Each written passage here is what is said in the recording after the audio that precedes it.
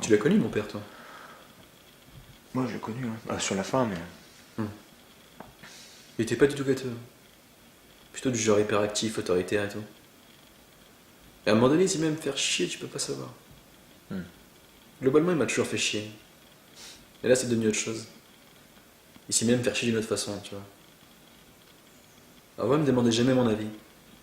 Ou alors, comme ça, pour dire qu'il me l'avait demandé, il me demandait de faire des trucs, puis moi je les faisais.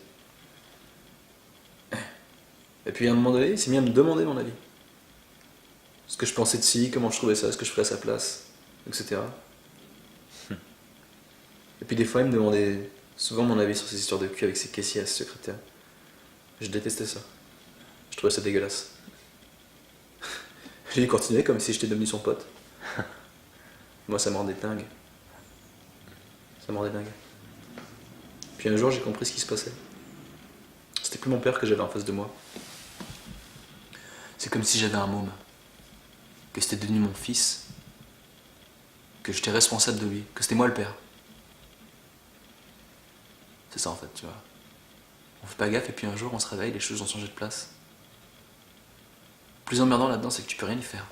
Tu peux hurler, filer des coups de pompe dans les murs, ça sert à rien. Rien du tout.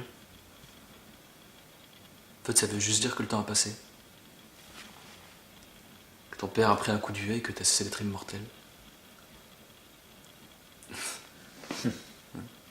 Tu crois en Dieu, toi?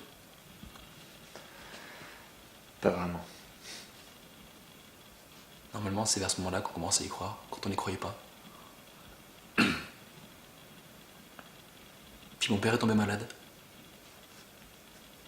Et je me suis occupé de lui comme si c'était mon fils. Je le torchais. Je lui faisais à manger, je lui essuyais la bouche. Le pire dans tout ça, c'est que je voulais pas que ça s'arrête.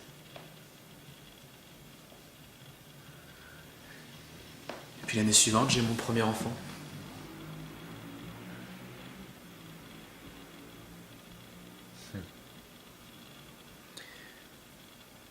Tu veux boire quelque chose?